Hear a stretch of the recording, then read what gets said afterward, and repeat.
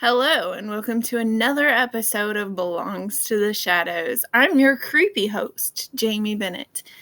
And this little guy right here is Claude, my daughter's little werewolf pup. And the reason why he's sharing the screen with me today is because the topic for this episode is werewolves, the legends behind them, and stories behind werewolves and where they came from.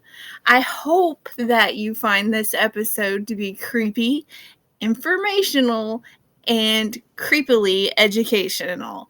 Enjoy this episode. The very first werewolf, the very first werewolf story, I guess you should say, comes from the story of Lycon, the king of Arcadia. The story is from Greek mythology, and it's the story that says that the king of Arcadia, King Lycon, tested Zeus by serving him the roasted flesh of a human being. And so as punishment, Zeus turned Lycon and his sons into wolves. I will try very hard to tell you the full story of that later in this episode, and I really hope that you all enjoy this episode. I'm sorry if I mispronounce things. I do apologize for that. I've been busy working all week. I'm exhausted, but the show must go on. So I hope you enjoy this episode, and I hope you enjoy the lore and stories behind the werewolf. So I had told you about the werewolf history of Lycan and how that started in Greek mythology. I will try to tell the full story of that later, but what I'm about to talk about comes from the History Channel, so you can find it on history.com. And it's topics, folklore, history of the werewolf legend, and it's going to talk about Lycan again, but it does mention some of the other lore and history behind how the werewolf came to be. The werewolf, as you all know, is a mythological animal and has been the subject of many stories throughout the entire world, and more often than a few nightmares. Werewolves, according to some of the legends, are people who morph into vicious, powerful wolves. Others are a mutant combination of human and wolf, but are all bloodthirsty beasts who cannot control their lust for killing people and animals. The early werewolf legends, it is unclear exactly when and where the werewolf legend had originated.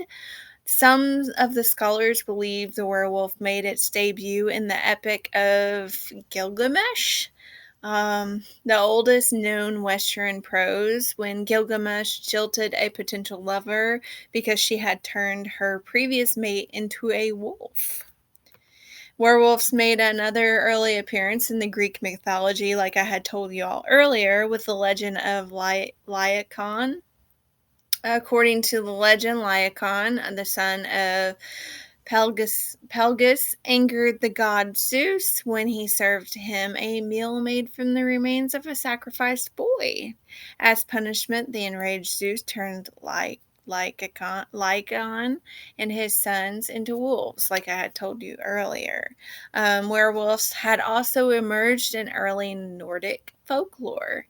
The saga of Volsungs tells the story of a father and son who discovered wolf pelts.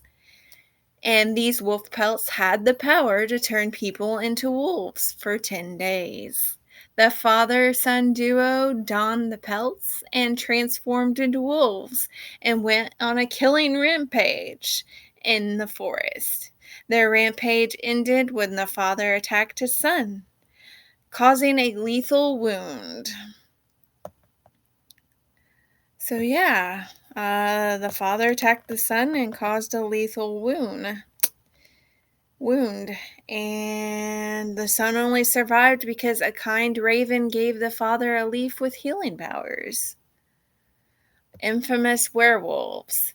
Many of the so-called werewolves from centuries ago were, in fact, serial killers, and in France had its fair share. In 1521, Frenchmen Pierre Bergot and Michael Verdun allegedly swore allegiance to the devil and claimed to have an ointment that turned them into wolves. After confessing to brutally murdering several children, they were both burned to death at the stake. Burning was thought to be one of the few ways to kill a werewolf. How interesting is that? Like, we know of one of the few ways to kill a werewolf now is to chop off their head, to burn them, and to shoot them with a silver bullet. Giles Garner, known as the Werewolf of Dole, was another 16th century Frenchman whose claim to fame was also the ointment with wolf morphine abilities. According to the legend, as a wolf, he viciously killed children and ate them. Why is it always children? That's terrible. That is awful. Poor kids. He too was burned to death at the stake for his monstrous crimes. Whether Bergot, Verdun, or Garner were mentally ill, acted under the influence of a hallucinogenic substance, or were simply cold-blooded killers, is still up for debate. But it likely didn't matter to superstitious Europeans. In the 16th century, to them, such heinous crimes could only be committed by a horrific beast such as the werewolf.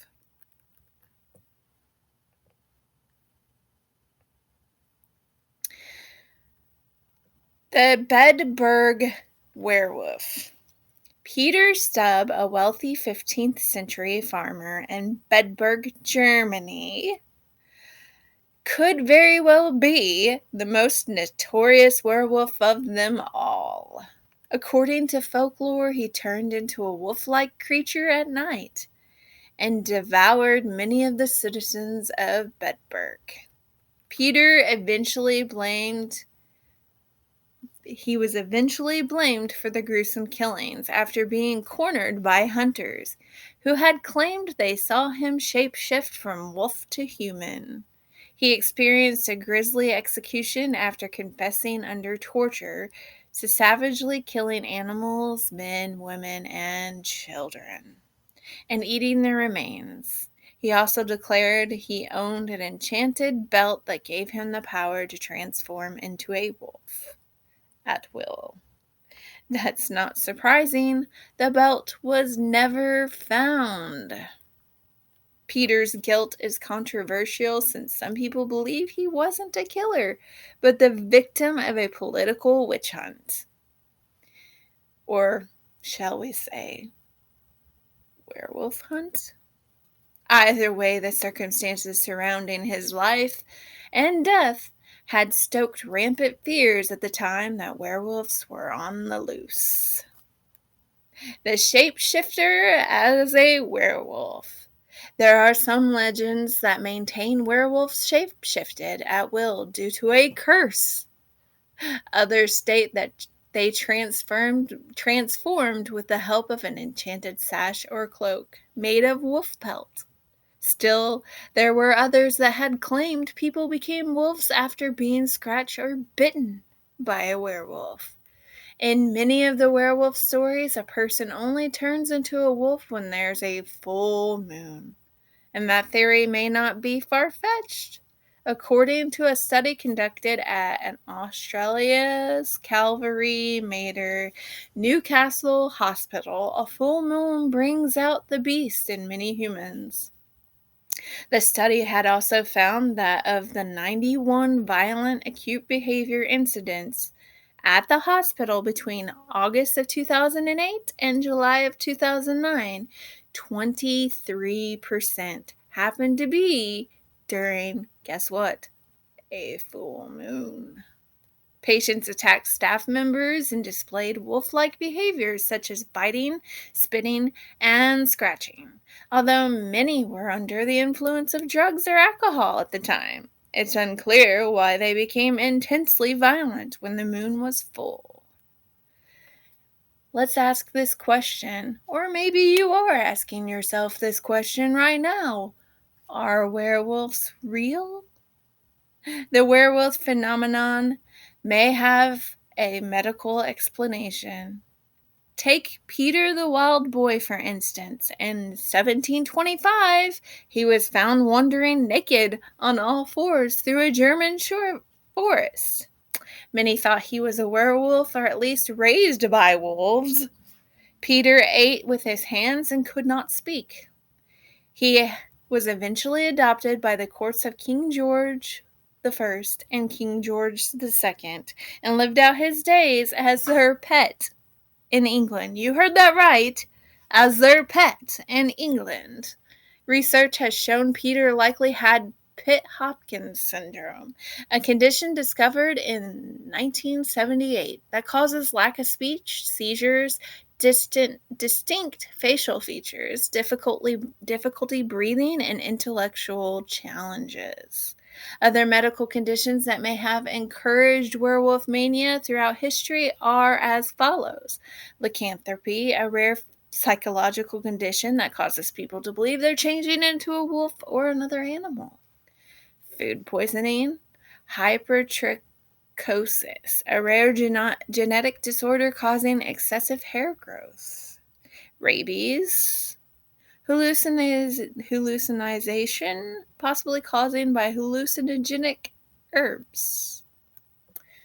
So, best advice, don't go and lick weird looking toads or eat weird mushrooms, people. Throughout the centuries, people have used werewolves and other mythic beasts, if I can talk here, I apologize, and other mythic beasts to explain the unexplainable.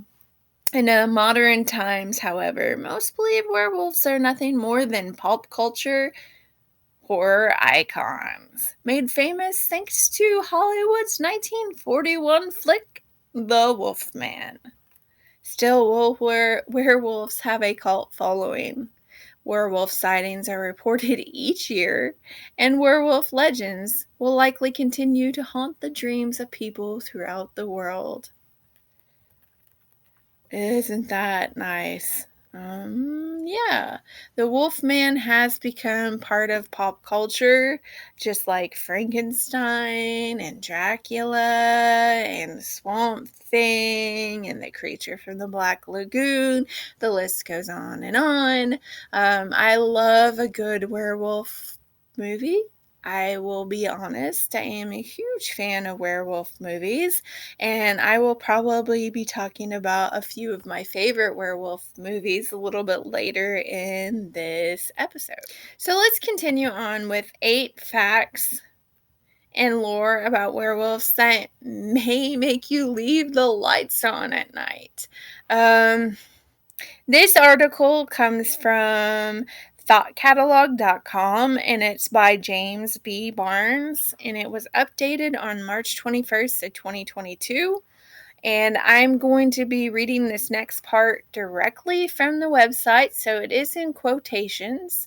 A werewolf, also known as a lycanthrope, from the Greek lycos, wolf, and is a mythological or folkloric human with the ability to shapeshift into a wolf. It's the most well-known form of therianthropy, or the act of human changes skins and becomes animals, followed by synanthropy, transformation into a dog, and alloranthropy, transformation into a cat. I hope I pronounced all those right. I'm infamous for mispronouncing things, and I apologize for that. I really need to work on that. In the beginnings, in the Middle Ages, many Europeans had believed wolves were tools of the devil. How come it always goes back to the devil? Witches work with the devil.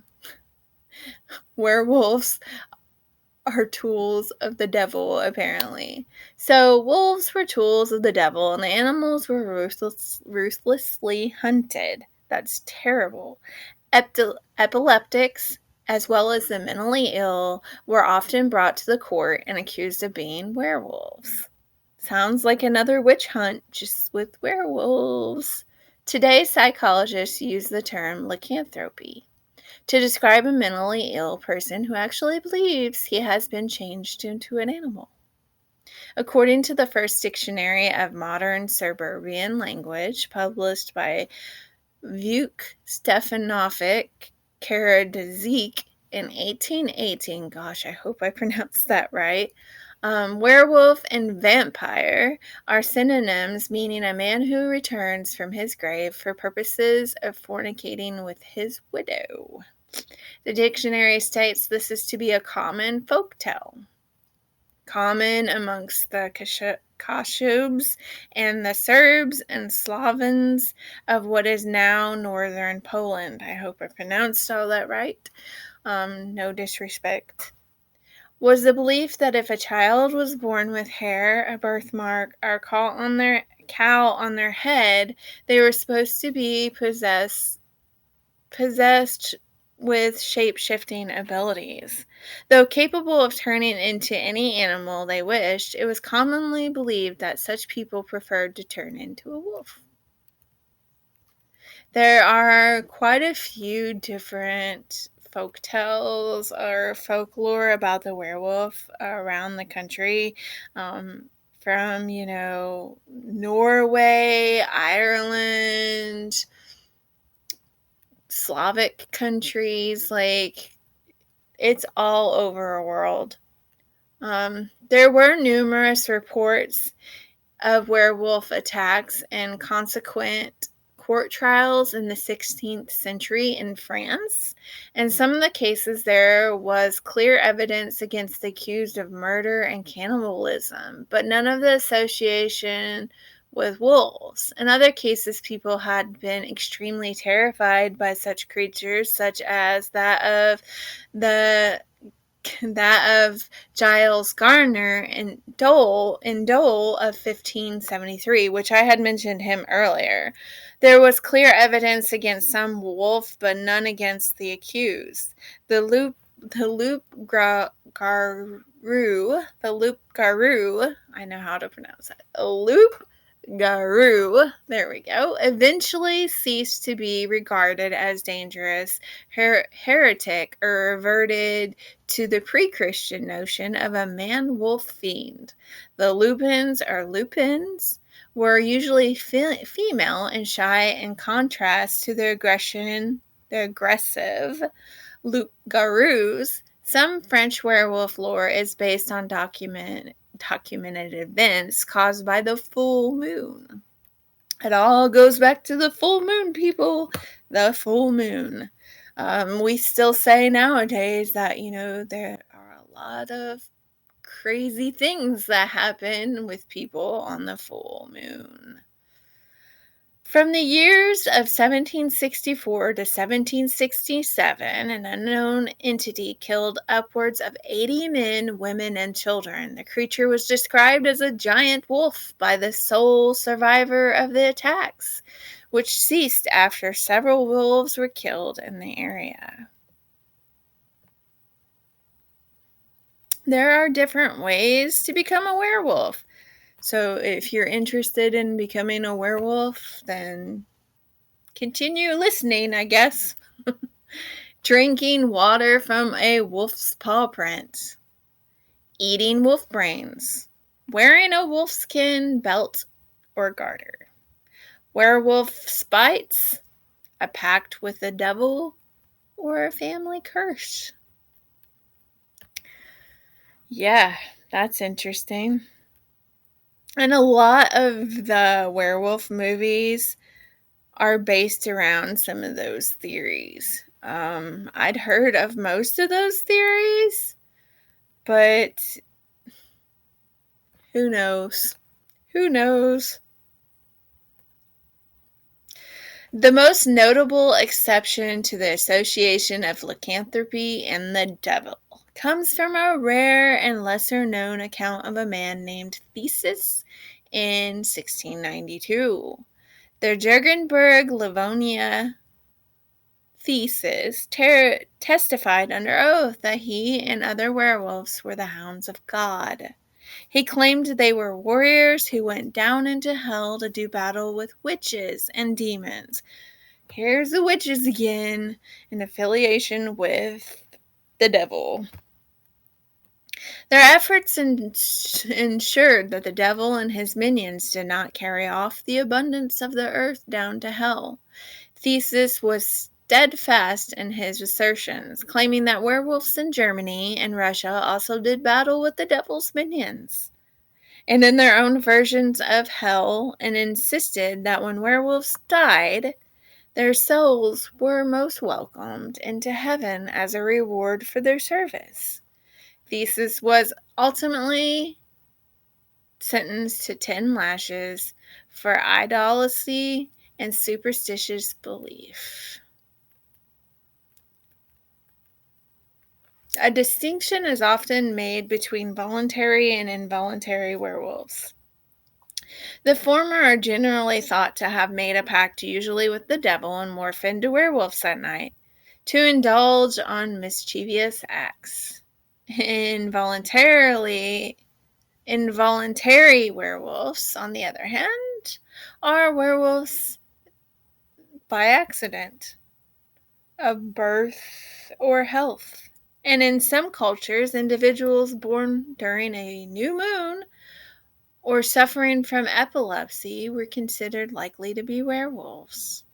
How do you kill a werewolf? Here's the important part. Here's the information that you all need to write down in case you come face to face with a werewolf on a full moon. To kill them, you remove the belt or coat of a wolfskin. Struck in the heart by a silver bullet, arrow, and knife. Have 3 drops of blood spilled or being struck 3 times in the head with a knife. Touch it with an object made of iron. To turn into a werewolf, throw an iron object over its head. Submerged into fresh water. Rolling in grass wet with dew. Water is an important part of the myth. To kneel for 100 years without moving or being disturbed. Watching themselves or other werewolves on film. Yeah, so here's the werewolf's vulnerabilities. They have several described weaknesses, the most common being an aversion to wolfsbane, a plant that supposedly sprouted from weeds watered by the drool of Cerberus, while he was brought out of the underworld by Hercules, and a notable dislike for certain metals like iron and silver, which are both considered to represent the moon. Unlike vampires, werewolves are not harmed by religious artifacts, so no using the cross on the werewolf. You just knock it out of your hand and not think anything of it. Or holy water does not work on them either. The word werewolf literally means man-wolf. Since were is the Saxon word for man, many countries and cultures influenced by them have stories of werewolves, including Albania, France, Greece, Spain, Mexico, Bulgaria, Turkey, Serbia, Russia, Ukraine, Croatia, Poland. There are a whole bunch of legends of werewolves, like I said earlier, all over the world.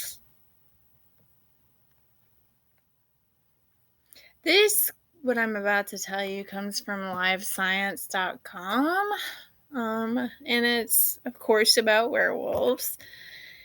Werewolves, Lord, Legend, and Lycanthropy. And this is by Benjamin Ratford, and it was published October 30th of 2012.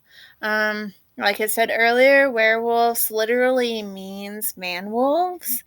And they are shape-shifting creatures with unusual speed, strength, reflexes, and senses. They are found in countless number of books, films, television shows, from the horror classic The Wolfman to Twilight and Underworld. That's just to name a few. Uh, Werewolves often play second fiddle, however, to vampires and zombies in terms of the world of pop culture. Um, they have a very long and rich history, however. Traditionally, there were several ways that a person could become a werewolf, like I had mentioned earlier. Um, Carol Rose, who is a folklorist, wrote a book called Giants, Monsters, and Dragons. And she said that in ancient Greece, it was believed that a person could be transformed by eating the meat of a wolf. That had been mixed with that of a human, and that the condition was irreversible. Centuries later, other methods were said to create werewolves, including being cursed, being conceived under a new moon, or having eaten certain herbs, or sleeping under the full moon on a Friday, drinking water that has been touched by a wolf. It has also been widely believed that werewolves could dress in a special protective wolf skin, though that had to be removed at daybreak, and they had to hide it. If their magical pelt was found and taken from the werewolf in human form, he or she could be killed. That kind of reminds me of the Irish legend of the Selkie, which is, the seal.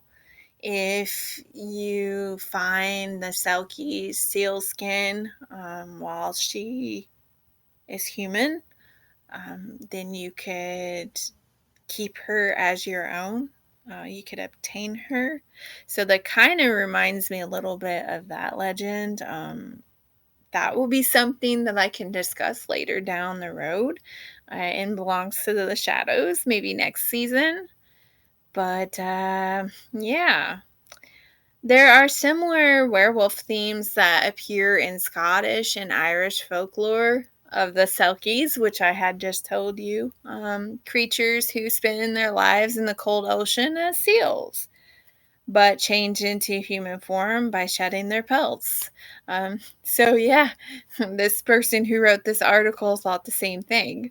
Um, they have to hide their pelts because if the pelts are found, they can't change back into seals, and they have to live on land with fishermen who possess their skins.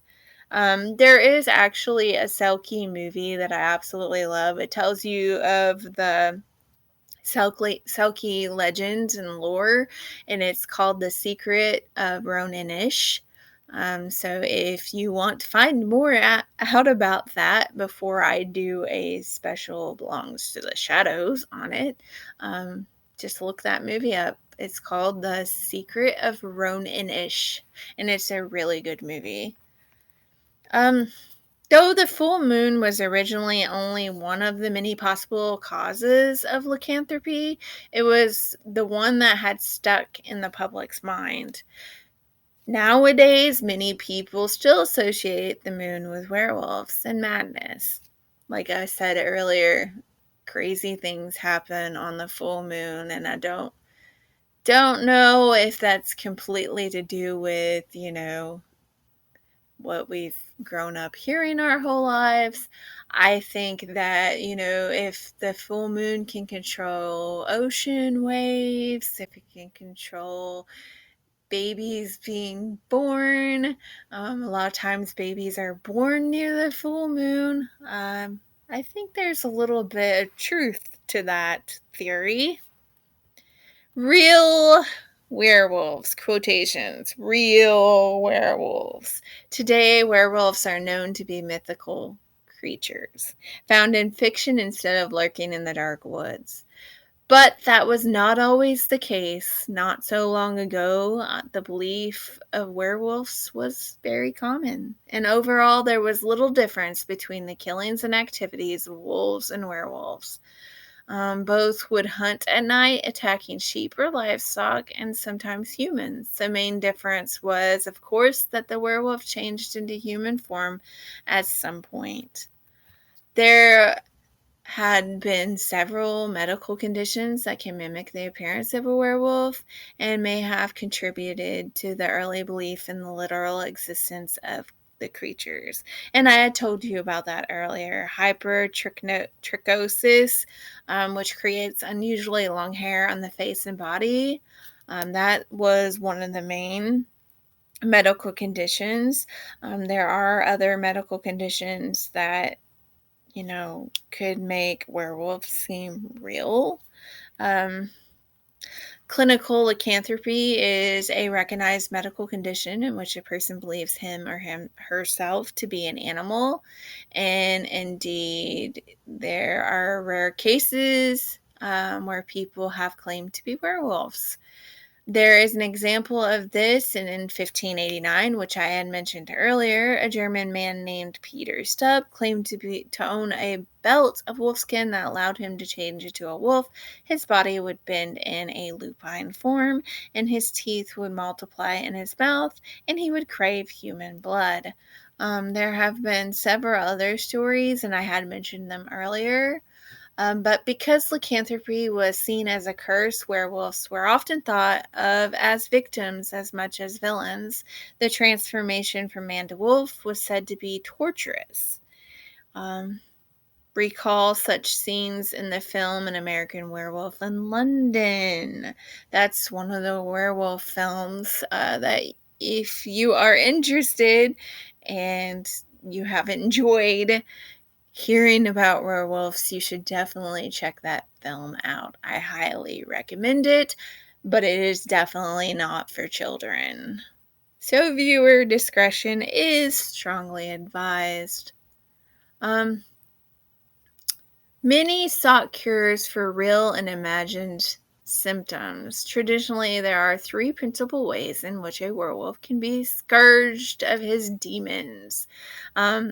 That was written by Ian Woodward in The Werewolf Delusion. He can be cured medically or surgically and may be exorcised, and the most drastic may be shot with a special bullet. Silver. Typically a silver bullet. When the medicinal and surgical cures were attempted, they involved lots of bloodletting, vomiting, vinegar drinking, and in fact, Woodward had noted so severe, so brutal were the cures advocated by early medical practitioners that, not surprisingly, a great many werewolfic patients died by the hands of those who promised them salvation. Early medical practices were brutal, especially with the whole bloodletting thing. Yeah, that was practiced with many different medical issues. Werewolves are the best known shapeshifters. They are not the only were-animals said to exist around the world. Others include were-foxes, were-dogs, were-tigers, were-snakes, were-hares, were-bears, and were-crocodiles. I feel like I'm in the Wizard of Oz. Lions, tigers, and... oh my. Lions, tigers, what is it? Lions, tigers, and bears. Oh my. I don't know. I don't remember. That's sad. I do not remember. But I feel like I am in the Wizard of Oz right now. Of course, wolves are more threatening than dogs and foxes. There's a reason why most werewolf films are scary. And Wallace and Gromit's The Curse of Were-Rabbit was very much a comedy. Like vampires, werewolves have often been around for a millennia, and nothing short of a silver bullet is likely to stop it from being around millennia more, is written in this article. Benjamin Radford is a deputy editor of Skeptical Inquirer, which is a science magazine, and he is the author of 6 books, including Tracking the Chupacabra, The Vampire Beast in Fact, Fiction, and Folklore. His website is www.benjaminradford.com. If you want to read some more of his stuff, I'm going to put a shout out for him because this article has so much more to it than what I had read to you all. To what I have included in this episode of Belongs to the Shadows. So if you're interested, please check out his website. He is a very good author, and he is very interesting. I found a lot of his stuff to be extremely interesting. So as promised, I'm going to tell you the story of King Lycaon in Greek mythology. And then after I tell you this story, I'll give you a good list of werewolf movies that you can check out if you want to on your downtime. But here is the story of King Lycaon in Greek mythology, and I don't own the rights to this. It is Greek mythology. Lycaon was a king of Arcadia in Greek mythology, but he was punished by Zeus for his trickery. Lycaon is often cited as being the first werewolf. That's why he's important to this episode. He was known as the first werewolf. Lycaon was the son of Pelagus, one of the first mortals who was either born of the soil or was a son of Zeus and Niobe. Lycaon would succeed Pelagus as the king of Palsagia, as Arcadia was then known. This was the period in Greek mythology before the Great Flood when Cecrops was upon the throne of Athens and Deucalion was the king of Celice. I don't know how to pronounce some of these, and I don't mean any disrespect. They're very hard words to pronounce, and I apologize. King Lycaon was said to have had many wives, including Naiad, nymphs, Cycleon, and Nonocris. These many wives would give birth to many sons for King Lycaon, although it was generally said that Lycaon was the father to 50 sons. The names and even the number of sons does differ between sources. The sons of Lycaon, though, would travel across the region, founding many of the towns subsequently located in Arcadia. Lycaon was the father of Callisto. I'll get that right. Give me a moment. Callisto. King Lycaon, though, also had a famous daughter. Callisto, born to the Naiad nymph Nonocris. Callisto was famously a companion of Artemis, who was then seduced by Zeus and became pregnant with Arcas. Arcas is therefore a grandson of King Lycaon. The downfall of Lycaon. The reasons for the downfall of Lycaon are normally split into 2 differing tales. One version of the tale is the myth of Lycaon sees the king as a good king and a relatively pious one. King Lycaon established the city of Lycosora and named Mount Lycus after himself. Lycaon would also instigate the Lycian Games and constructed a temple dedicated to Zeus. The piety of Lycaon, though, manifested itself in one disturbing way. For part of the worship of Zeus, Lycaon would sacrifice a child upon the altar of Zeus. The act of human sacrifice would see Zeus turn against Lycaon, hurling down his bolts of lightning, killing Lycaon as well as Lycaon's sons. The Impus Lycon, more commonly though, Lycon and his sons were seen as being overly proud and impetuous.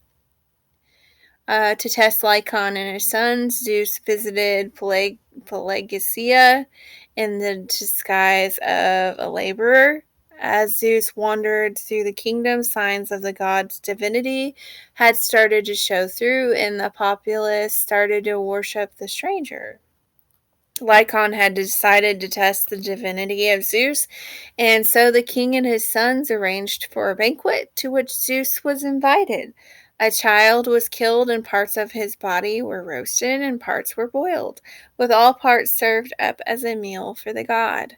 The child butchered for the meal is variously named as Nicias,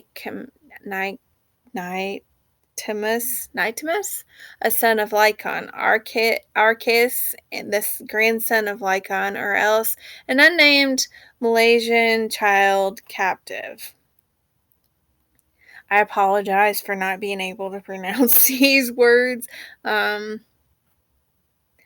So sorry.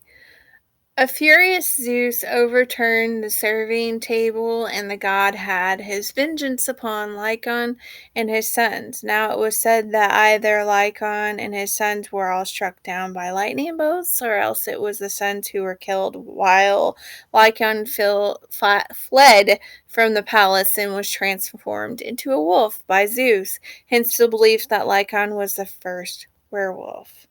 The successor to King Lycon, it was usually said that one son of Lycon survived the attack of Zeus, this son being the youngest, Nicias, with survival either due to the intervention of the goddess Gaia, or else it was Nicias who had been the sacrificial son.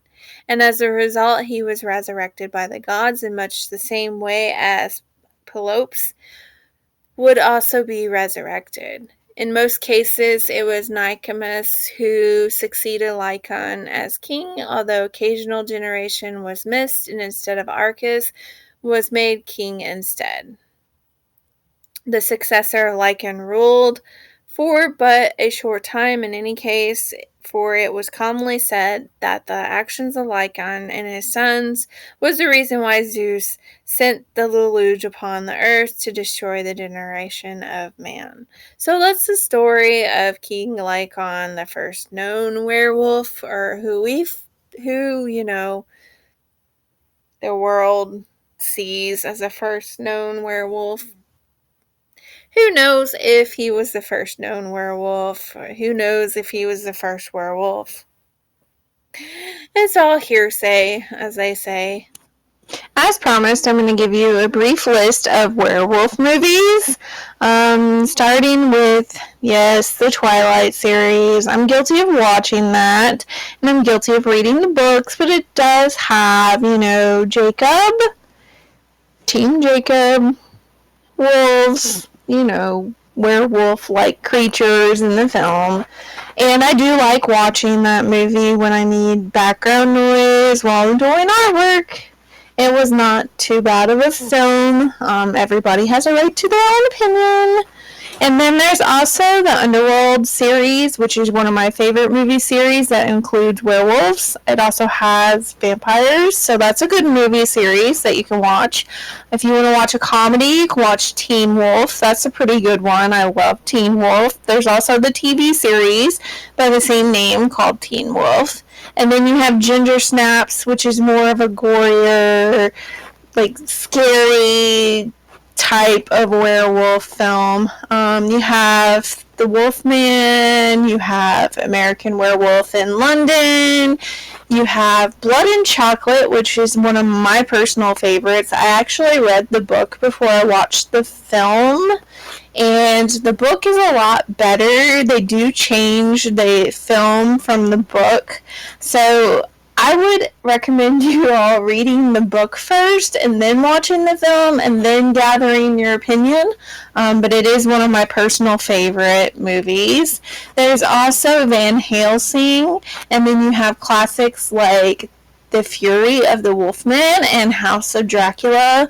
There's also The Howling, and then you have a movie called Cursed, which has Christina Ricci in it. It's one of my personal favorites. I really liked that movie. So there are so many werewolf movies and movies that include werewolves that you could totally watch. Just put yourself a good list together and watch it during the Halloween season. Of course, you don't have to watch it during the Halloween season. If you're anything like me, Halloween is all year round. So, just watch you some good werewolf movies. Claude and I hope that you found that episode to be creepy, educational, and informational. And stay tuned until after this episode for a special feature. Until next time, catch y'all on the flip side. Okay, as promised, the special feature after belongs to the shadows. I thought that it would be fun to read you all the old fairy tale of Little Red Riding Hood. Why not? I mean, come on. It includes a werewolf-like creature. Just thought it would be fun to read you all the story. And of course, I don't own the rights to the story. It's by Charles Perrault. Goodness gracious, Charles Perrault. There we go. Little Red Riding Hood by Charles Perrault. Here we go. Once upon a time, there was a little village girl, the prettiest that had ever been seen. Her mother doted on her, her grandmother was even fonder, and made her a little red hood, which became her so well that everywhere she went by the name of Little Red Riding Hood. One day her mother, who had just baked some cakes, said to her, "Go and see how your grandmother is, for I have been told that she is ill. Take her a cake and this little pot of butter." Red Riding Hood set off at once for the house of her grandmother, who lived in another village. On her way through a wood she met an old father wolf. He would have very much liked to eat her, but dared not to, on account of some woodcutters who were in the forest. He asked her where she was going. The poor child, not knowing that it was dangerous to stop and listen to a wolf, said, "I am going to see my grandmother, and I am taking her a cake and a pot of butter, which my mother has sent to her." "Does she live far away?" asked the wolf. "Oh, yes," replied Little Red Riding Hood. "It is yonder by the mill, which you can see right below there, and it is the first house in the village."